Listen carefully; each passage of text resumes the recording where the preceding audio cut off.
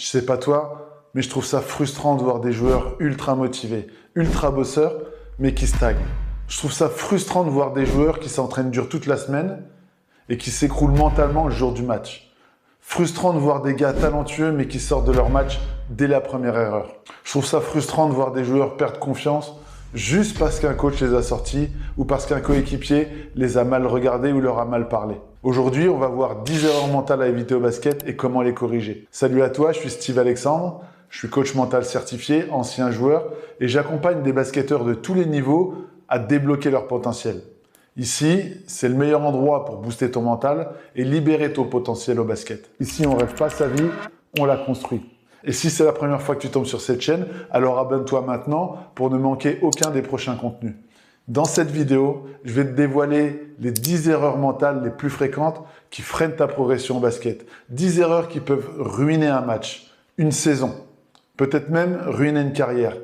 Mais surtout, je vais te montrer comment les éviter, comment les corriger et comment transformer ton mental pour jouer avec puissance, avec clarté et avec confiance. Tu vas découvrir dans cette vidéo des schémas mentaux simples, des exemples concrets inspirés de joueurs pros et des outils validés par la science. Bref, tout ce qu'on ne t'apprend pas à l'entraînement, mais qui change tout sur le terrain. Tu sais ce qui m'attriste le plus quand je coach certains joueurs? C'est pas leur niveau, c'est pas leur shoot, ni même leur physique. C'est qu'ils ont tout sauf la bonne fondation mentale. Ils jouent, mais sans savoir pourquoi, sans vraie direction et sans entraîner leur cerveau comme ils entraînent leur corps. Et ça, c'est ce qui tue lentement une carrière. Erreur numéro 1, tu oublies pourquoi tu joues. Imagine un joueur qui enchaîne les entraînements, les compétitions, les routines, mais qui sent que ça sonne creux. Il ne sait plus pourquoi il s'est mis à jouer au basket. Il a perdu cette flamme, il a perdu cette raison d'être sur le terrain. Résultat, il s'entraîne sans intensité, il joue sans envie et il doute au moindre obstacle. Et pourtant, il est talentueux, il a le niveau. Mais sans un pourquoi fort, il n'a plus de direction. Et ce type d'erreur est très courant. Quand tu oublies ton moteur intérieur, tu te compares aux autres. Tu cherches des validations extérieures et tu joues en mode automatique. C'est pas ton niveau qui pose problème, c'est ton cap mental qui est flou. Alors, tu vas me demander, c'est bien beau, mais comment on fait pour corriger ça? La clé, c'est de te reconnecter à ton intention profonde. Pourquoi tu joues? Pour qui? Qu'est-ce que tu veux ressentir? Qu'est-ce que tu veux transmettre, accomplir à travers le basket? Tu veux devenir un joueur inspiré? Alors tu dois te reconnecter à ce qui t'allume vraiment, à l'intérieur. Tu dois nourrir ton feu. Tu dois nourrir ton envie, ton élan personnel. Pas pour plaire, pas pour impressionner, mais parce que ça vibre juste pour toi. Et c'est pas une question de motivation passagère, c'est une question d'alignement. Pour ça, comme je te l'ai dit, je te partage le modèle simple et puissant, identité, action, résultat. Ce schéma, il a été étudié par la chercheuse Lisa Legault, qui a montré que les personnes dont les comportements sont alignés avec leur identité profonde, ils développent une motivation plus durable et plus performante, même dans l'adversité. Qui est-ce que je veux devenir? Qu'est-ce que je veux réussir, accomplir de plus grand que moi à travers ce sport qu'est le basket? Et comment je peux l'incarner dès aujourd'hui? Et ça nous amène directement à l'erreur numéro 2. Tu ne te fixes pas d'objectif clair. Imagine que tu montes dans un bus, mais sans savoir où il va. Tu restes assis, tu avances, mais tu sais ni où, ni pourquoi. Résultat, tu perds du temps, tu perds de l'énergie, tu finis frustré, voire même perdu. Et c'est exactement ce que font certains joueurs. Ils s'entraînent dur, ils enchaînent les matchs, mais sans cap clair. Ils veulent progresser, gagner, être meilleurs, mais c'est trop vague. Et sans objectif précis, tu ne peux pas mesurer ta progression, ni te motiver profondément. Et ce flou, ça crée quoi? Ça crée un manque de direction, une perte de focus et souvent une baisse de confiance. Parce que tu ne sais jamais si tu fais assez ou si tu es juste à la hauteur. Et c'est là qu'intervient un schéma mental puissant, le GPS mental. Un bon objectif, c'est comme un GPS. Tu dois avoir une destination précise. Par exemple, je veux améliorer ma régularité au lancer franc à 80% d'ici 6 semaines. Là, au moins, tu as un point de départ honnête. Où j'en suis aujourd'hui? Et une carte d'action concrète. 3 routines, 2 évaluations, un feedback par semaine. Et c'est ce genre de clarté qui transforme ton mental. Tu laisses plus ton cerveau dans le flou, tu le guides. Et il te suit. Alors, pose-toi cette question. Quel est l'objectif qui me challenge vraiment et que je peux commencer à poursuivre dès aujourd'hui? D'ailleurs, dis-le moi en commentaire. Avant de passer à l'erreur numéro 4, celle qui peut littéralement briser ton niveau avant même le début du match, je veux qu'on parle d'un piège mental bien plus fréquent qu'on croit. Une erreur invisible mais ultra coûteuse. Erreur numéro 3, tu ne prépares pas ton mental comme tu prépares ton physique. Ben Simmons, un talent immense, une vision du jeu exceptionnelle, une puissance physique redoutable. Mais en 2021, en demi-finale de conférence contre Atlanta, lorsqu'il joue encore à Philadelphie, tout s'écroule. Sur une action décisive, il a le panier facile, mais il n'ose pas. À ce moment-là, il passe la balle. Et à partir de là, plus rien. Il disparaît, il ne tire plus et son équipe est éliminée. C'est pas son corps qui a lâché, c'est son cerveau. Et pourtant, il s'est entraîné dur. Des heures de muscu, plein d'exercices en salle, mais il n'avait pas du tout préparé son mental. Aucune routine, aucune anticipation du stress, aucune stabilité intérieure. Et c'est là l'erreur que font 90% des joueurs. Ils croient que c'est le tir ou le dribble qui va faire la différence. Mais quand la pression monte, c'est le mental qui tient. Ou alors le mental qui explose. Et la vraie question, c'est est-ce que tu entraînes ton cerveau comme tu entraînes ton corps? Parce qu'un mental pas préparé, c'est un mental qui panique, qui doute, qui fuit. Mais tu n'as pas besoin de faire comme Ben Simmons. Tu peux entraîner ton mental dès aujourd'hui et tu peux faire ça comme un pro. Avant de continuer, mets la vidéo en pause, donne-moi un petit pouce bleu et ensuite reste avec moi parce que dans la prochaine erreur, on va voir comment construire une vraie routine mentale, une routine qui te rend inébranlable, même dans les moments chauds. Allez, je te laisse mettre le pouce. Erreur numéro 4, tu n'as pas de routine mentale avant match. Imagine ça, tu viens de t'échauffer physiquement, tes chaussures sont lacées, tu tapes dans la main de tes coéquipiers, mais dans ta tête, c'est le chaos. Tu penses à ce que va te dire le coach, à ce que vont penser les autres, à l'enjeu du match, à ce que tu ne dois absolument pas rater. Tu rentres sur le terrain et dès les premières actions, tu es en retard.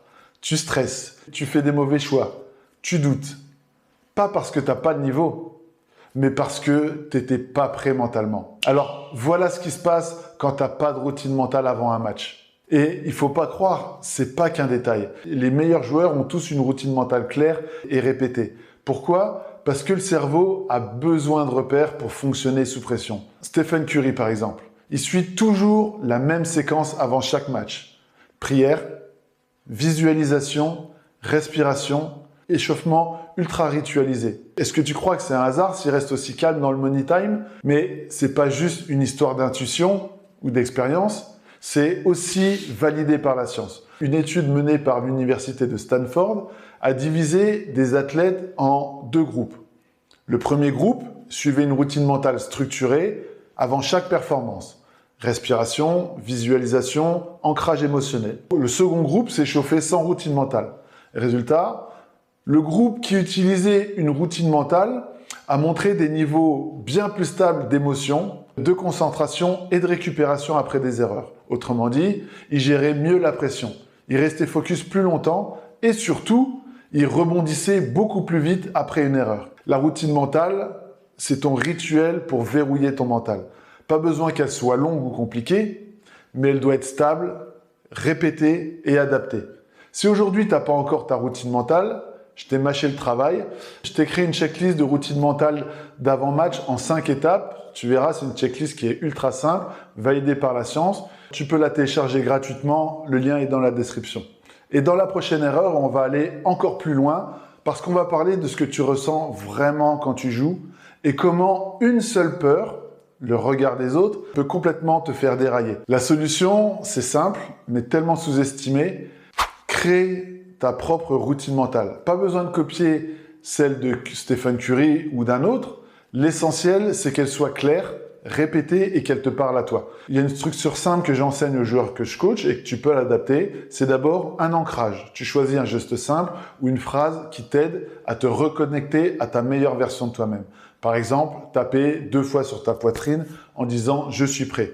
Deuxièmement, respiration. Pratique une respiration contrôlée juste avant le match, comme la respiration carrée.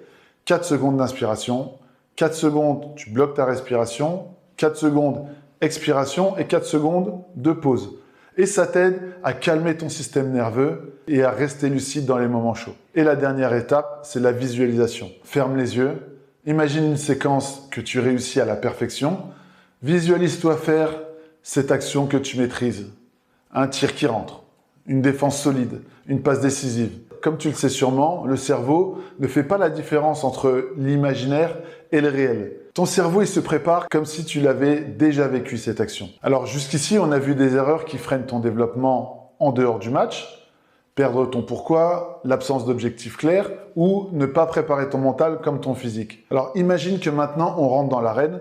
Alors on va parler de 3 erreurs qui sabotent directement tes performances en match. Ces erreurs-là, ce sont vraiment des déclencheurs d'échecs qui peuvent ruiner un match, une saison ou peut-être même une carrière. Et la première, elle est vraiment sournoise parce qu'elle vient du regard des autres. L'erreur numéro 5, tu joues avec la peur du regard des autres.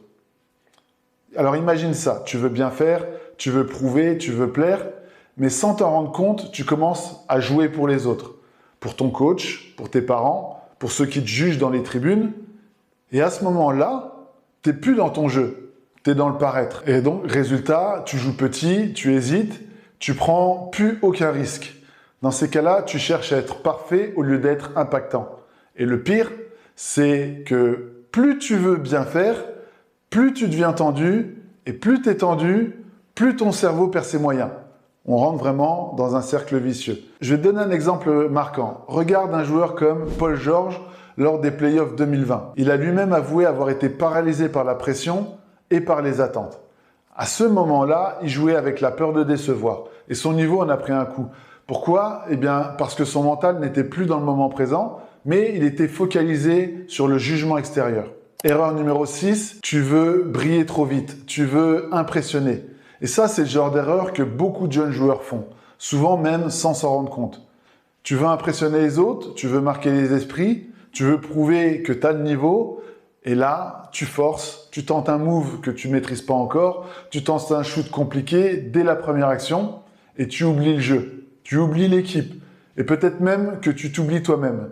Et donc, tu passes en mode démonstration, au lieu de rester dans ton style de jeu naturel. Résultat, tu perds des ballons, tu rates des actions simples, tu te frustres, tu te contractes et parfois, tu t'enfonces même tout seul. Là encore, j'ai en tête le souvenir de certains prospects qui sont hyper talentueux, qui arrivent en pro et qui veulent tout de suite se faire remarquer. Alors, ils sortent de leur rôle, ils prennent des tirs précipités, ils oublient la lecture de jeu. Et certains se grillent comme ça, non pas parce qu'ils n'avaient pas le niveau, mais parce qu'ils ont voulu briller trop vite, parce qu'ils ont voulu impressionner les autres. L'erreur numéro 7, tu compares ton niveau à celui des autres. Cette erreur-là, elle est perverse. Tu regardes ce que font les autres, tu te dis « Ah, lui, il est plus fort que moi. Lui, il a un meilleur shoot.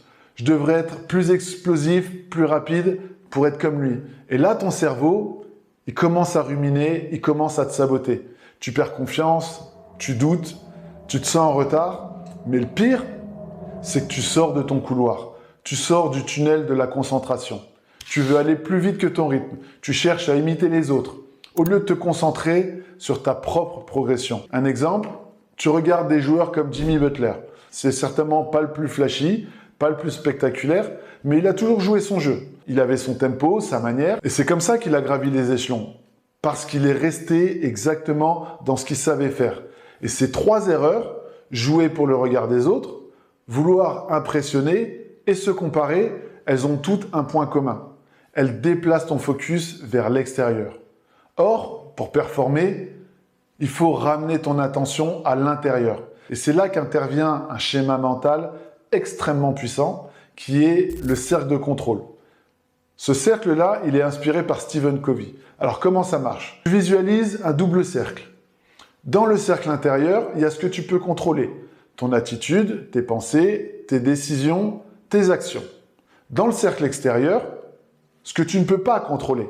Le regard du coach, le niveau des autres, le jugement de l'arbitre, le comportement du public. Une étude publiée dans The Sport Psychologist a démontré que les joueurs qui recentrent leur attention sur leur propre performance au lieu de la disperser sur des éléments externes développent une résilience accrue, une meilleure régulation émotionnelle et des performances plus stables. Donc, ce que ça signifie, C'est si tu veux rester dans ta zone, si tu veux jouer ton jeu à fond, ramène ton attention dans ton cercle, sur ce que tu contrôles, ton attitude, tes pensées, tes décisions, tes actions. Alors avant de continuer, on entre maintenant dans une zone critique. Pas celle des échauffements, pas celle des intentions, mais celle du jeu réel. Quand le match commence, quand la pression monte, quand chaque décision compte. Et c'est là que ton mental peut te faire briller ou te faire couler. On va voir les 3 erreurs les plus fréquentes en plein match, celles qui t'éloignent de ton niveau réel, parfois même sans que tu t'en rendes compte. Erreur numéro 8, tu te disperses en match. Alors, tu commences bien ton match, tu es concentré, tu es dedans, tu es à fond. Et puis, une remarque du coach, un joueur qui t'énerve, un mauvais coup de sifflet de l'arbitre, et petit à petit, tu perds ton fil. Tu perds le fil du match. Tu penses à l'action d'avant ou à celle d'après. Tu penses au public, à tes stats, à ce que pense le coach. Et là, c'est fini. Ton focus a complètement explosé. Les situations les plus fréquentes, t'écoutes pas lors des temps morts. Tu as un système à suivre, mais tu zappes un écran. Tu as un tir ouvert, mais tu hésites une demi-seconde et finalement tu rates. Tu vois, ce sont rarement des erreurs techniques.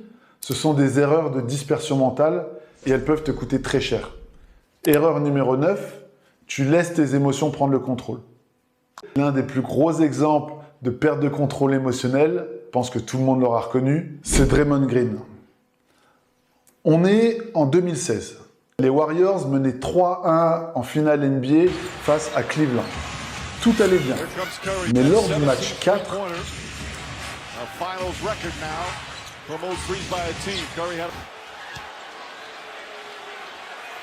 Draymond Green pète un câble après une provocation de LeBron James. Il réagit, comme à son habitude, il envoie un coup bas. Et ce geste lui vaut une faute flagrante de niveau 1. C'était sa 4e faute flagrante cumulée durant ses playoffs. Ce qui entraîne automatiquement une suspension pour le match suivant, soit le match 5. Résultat, Green est suspendu pour le match 5 alors que les Warriors mènent 3-1 dans la série. Et là, tout bascule. Les Warriors perdent le match 5. Puis, ils perdent le match 6. Puis, le match 7. Et finalement, les Warriors perdent la série 4-3, malgré un départ en trombe, et ils perdent les finales NBA 2016. Tout ça à cause d'une émotion mal gérée. C'est la faute qu'on sous-estime. Tu rates 2 actions. Tu commences à t'énerver. Tu reçois une faute. Tu fais un geste, tu râles. Et sans le savoir, t'es plus dans ton match. T'es dans ta tête. Colère, frustration, peur, honte. Et tout ton corps se fige, ton jeu se bloque, ta vision se rétrécit. Erreur numéro 10, tu n'acceptes pas l'échec. Pour cette erreur-là, on va faire un petit tour par le tennis parce que je trouve ce sport fascinant sur le plan mental. Un jour, Marcos Baghdatis, ancien top 10 mondial en tennis, est en plein match à l'Open d'Australie. Il rate un point important, puis un autre. Il commence à s'énerver et là, devant les caméras du monde entier, il fracasse 4 raquettes d'affilée, l'une après l'autre, sans même jouer un point entre 2 raquettes cassées, juste pour se défouler. C'est pas un joueur de club, c'est un pro, un des meilleurs joueurs du monde à ce moment-là. Et pourtant, il s'est laissé happer par la frustration. Quand tu n'acceptes pas l'échec, tu rentres dans une spirale destructrice. Tu rates une action, tu t'en veux, tu rumines, tu te flagelles. Et du coup, tu n'oses plus rien tenter. Tu refuses des tirs ouverts. Tu passes le ballon au lieu d'attaquer le cercle. Tu joues petit. C'est une spirale. Plus tu t'en veux, moins tu joues. Moins tu joues, plus tu t'en veux. Certains joueurs ratent une entrée en jeu et ne reviennent jamais dedans. Pas à cause du physique, pas à cause du système, mais parce qu'ils se punissent mentalement. Et à force de s'autocritiquer, ils s'éteignent. Alors que c'est justement dans ces moments-là qu'il faut garder la tête haute et continuer à jouer relâché. Tu l'as vu, ces situations arrivent à tous les joueurs, quel que soit leur niveau. Et pourtant, ce sont toujours les mêmes erreurs mentales à éviter au basket qui reviennent. Que ce soit avant le match, dans l'intention ou en plein money time, c'est exactement la même chose. Et ces erreurs, ce ne sont pas des fautes techniques, ce sont des pièges invisibles, des pièges internes, des pièges mentaux. Et si tu ne les corriges pas, elles peuvent t'empêcher de jouer à ton vrai niveau encore et encore. Alors la vraie question, c'est comment éviter ces erreurs mentales au basket? Comment entraîner ton mental pour rester solide, lucide, concentré, même quand tout s'emballe? Alors la solution, c'est reprendre le contrôle, rapidement. Tu peux pas empêcher une erreur. Tu peux pas empêcher une émotion. Mais tu peux apprendre à switcher. Tu peux apprendre à revenir dans l'instant. Tu peux apprendre à reprendre la maîtrise sur ton mental. Les meilleurs joueurs ont un point commun. Ils savent revenir dans leur zone très vite. Ils respirent, ils se parlent, ils ont une phrase clé, un ancrage, un rituel de retour au calme. Et ils repartent, propre, stable et focus. Et c'est ce qu'on appelle un discours intérieur de champion. Et c'est pas de la magie, c'est un entraînement mental. Dans ma vidéo « Comment débloquer ton mental au basket », je t'expliquais la méthode du switch mental. C'est une technique que j'ai développée pour les joueurs qui veulent performer sous pression sans craquer mentalement après une erreur ou une frustration. Une étude publiée dans le Journal of Applied Sports Psychology montre que les athlètes qui pratiquent des techniques de recentrage comme la respiration consciente, la visualisation ou les affirmations positives améliorent leur capacité à rester calme, concentré, engagé, même dans les moments critiques. Un exemple concret de joueur qui maîtrise cette capacité à rester focus malgré l'échec, c'est Stephen Curry. Tu l'as peut-être déjà vu sourire sur le banc alors qu'il est déjà à 0 sur 9 à 3 points. À ce moment-là, beaucoup jugent, ils pensent que c'est de la suffisance, de l'arrogance, mais en fait, c'est tout le contraire. Ce sourire, en fait, c'est un ancrage, une manière de désamorcer la tension, de garder confiance et de rester dans le match. Curry, en fait, il a compris une chose essentielle. Le tir suivant n'a rien à voir avec celui qui vient de rater. Il joue pas pour être parfait, il joue pour être présent, libre et impactant. Et c'est exactement ce que tu dois développer. Une force mentale qui ne se brise pas après un échec. Si tu veux aller plus loin, tu peux regarder la vidéo qui s'affiche juste ici, comment vaincre la peur de l'échec au basket. Je t'explique des techniques simples et extrêmement puissantes pour arrêter de te bloquer et jouer libéré. Est-ce que tu veux savoir ce qui différencie les bons joueurs des grands joueurs? C'est pas une question de talent, c'est une manière de penser, une manière d'agir, une manière de réagir. C'est un état d'esprit. Et ça, les pros le savent. Steve Nash, par exemple, pendant sa carrière NBA, il avait un rituel étonnant dont j'ai parlé dans ma précédente vidéo. Il touchait chaque coéquipier après une action. Une tape dans la main, une claque sur l'épaule, un high five, un regard. Et c'était pas un tic nerveux, c'était une stratégie. Une étude menée à l'université de Berkeley a d'ailleurs montré que les équipes qui échangent le plus de contacts physiques positifs, une tape, une accolade, un encouragement, eh bien ce sont celles qui gagnent le plus de matchs. Pourquoi? Tout simplement parce que ce langage du corps renforce la cohésion, la confiance mutuelle et réduit le stress. Autrement dit, plus tu encourages tes coéquipiers, plus tu connectes et plus tu gagnes. Et c'est pas juste de la bonne ambiance, c'est un levier de performance. Tony Parker disait souvent, ce que j'ai appris, c'est que le plus important, c'est de rester positif. Même quand tu rates, même quand tu as des doutes, parce que si toi tu lâches, l'équipe lâche. Et Kobe Bryant, lui, il répétait toujours, les mots qu'on se dit à soi-même déterminent qui on devient. Et c'est ce qu'on appelle le self-talk, ce qu'on appelle, si tu veux, en français, le discours interne, ton dialogue intérieur. Les études en neurosciences cognitives ont montré que les athlètes qui pratiquent régulièrement des techniques de discours interne positif ont une meilleure activation du lobe frontal, qui est, pour faire simple, la zone du cerveau qui est liée à la prise de décision, au focus et à la résilience. Et donc, ils observent aussi une diminution de l'activité de l'amygdale, qui est le centre de la peur et du stress. Et résultat, dans ces cas-là, tu prends de meilleures décisions, tu décides plus vite et sous pression. Et tu gardes ta tête froide. Donc, si tu veux performer, retiens ces 3 piliers. Cohésion, avec du contact, encouragement, du langage du corps. Routine mentale, préparation, repère, ancrage. Et discours intérieur positif. Si tu veux aller beaucoup plus loin pour transformer ton mental de A à Z, apprendre à te recentrer sous pression, à jouer avec confiance et stabilité dans chaque match important, alors je t'invite à découvrir Confiance illimitée au basket. C'est un programme 100% dédié à la performance mentale des basketteurs. Tu vas apprendre à renforcer ta concentration, gérer tes émotions, installer des routines gagnantes et débloquer ton jeu dans les moments décisifs. Pour ça, tu as juste à cliquer sur le lien qui est dans la description pour en savoir plus.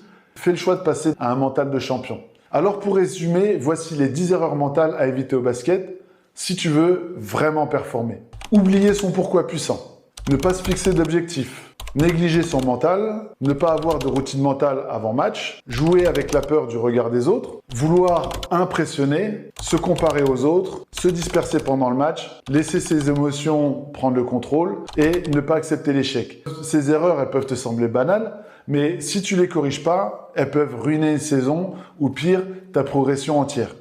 Mais la bonne nouvelle, c'est que tout ça se corrige. Et pour t'aider, je t'ai préparé 2 bonus gratuits. Le workbook Focus Lock, qui est un guide simple pour créer ton protocole de retour au calme, et la checklist mentale d'avant-match pour te préparer comme un pro. Les liens, ils sont dans la description. Si cette vidéo t'a aidé, alors pense à la liker, à me dire en commentaire quelles sont les erreurs que tu commets le plus souvent. Partage cette vidéo à un coéquipier ou un ami qui veut aussi progresser. Les joueurs qui vont loin, ce sont ceux qui restent stables, focus et confiants. Si tu veux tout ça, découvre mon programme Confiance illimitée au basket et t'apprendras à libérer ton vrai niveau, à jouer avec puissance, clarté et régularité et surtout à devenir ce joueur inspiré, capable d'atteindre ses rêves. Le lien est juste en dessous dans la description. On se retrouve dimanche prochain pour une nouvelle vidéo et d'ici là, ose rêver grand.